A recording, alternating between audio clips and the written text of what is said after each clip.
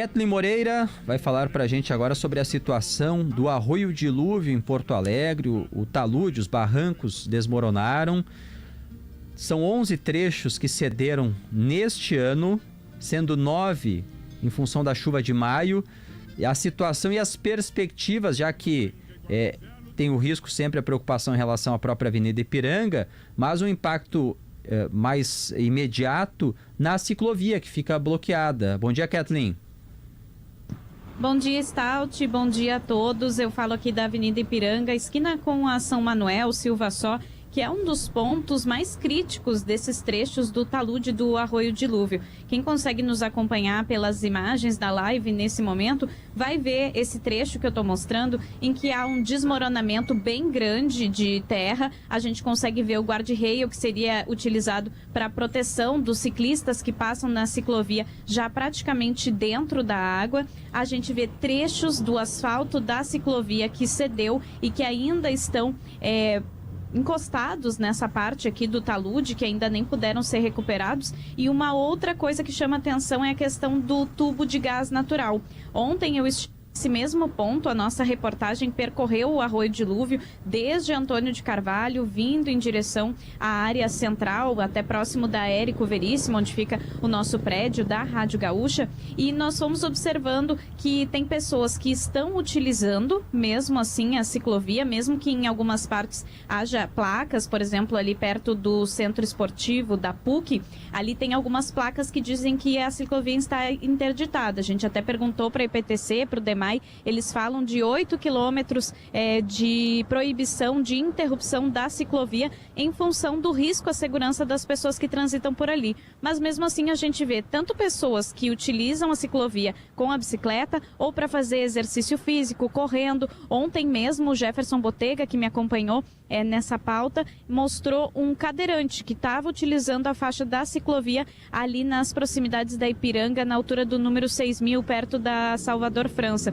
Então, as pessoas, apesar de terem as placas, de terem alguns cavaletes, aqui nessa parte que eu tô da Silva Só, que está bem deteriorado, tem os cavaletes bloqueando, mas as pessoas desviam e utilizam da mesma forma, e existe esse risco da segurança. E aí eu falava da questão da tubulação de gás, porque ontem a gente viu algumas equipes trabalhando por aqui e tinha até uma supervisão de uma empresa que é parceira da Sulgás para garantir a segurança das equipes que estão fazendo primeiro esse monitoramento do talude. A prefeitura ainda não tem uma previsão de quando que serão reconstruídos esses taludes, mas está fazendo um monitoramento do solo, que foi o que a gente encontrou na manhã de ontem. Desses 11 taludes, os que ficam ali nas proximidades da PUC, no centro esportivo, naquela altura ali, já foram reconstruídos, foram colocadas pedras ali para tapar o grande buraco que tem por ali, que a gente ainda consegue notar em função dessa obra que foi feita. Mas outros pontos, como esse da Silva Só,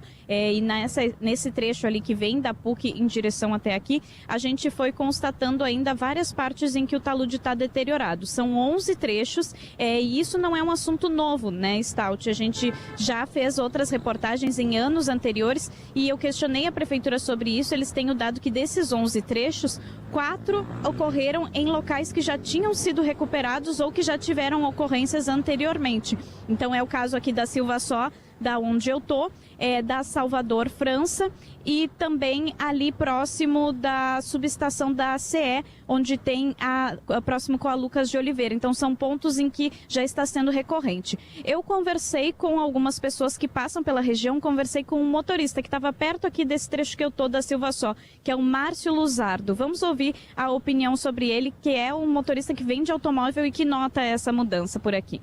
Eu sabendo que tem uma obstrução na pista, eu sabendo, já tendo passado em outros momentos, sabendo que a pista tem cavaletes ou está rompida, eu não vou pegar a faixa da esquerda para ter que mudar de pista em cima da hora. Isso aí eu vou causar transtorno pro pobre coitado que vem atrás de mim. Ele não tem culpa, né?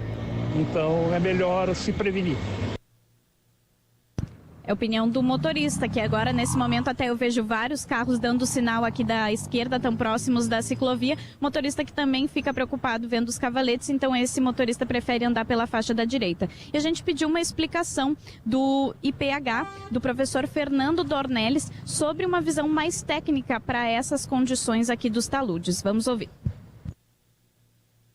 O que a gente percebe ali no colapso desses taludes aí ao longo do arroio dilúvio, né, que é multifatorial esse problema. A gente muito provavelmente já vinha com alguns sinais, né, de patologia, ou seja, de problemas, né, apontando rachaduras, movimentações, já deformações nesse talude.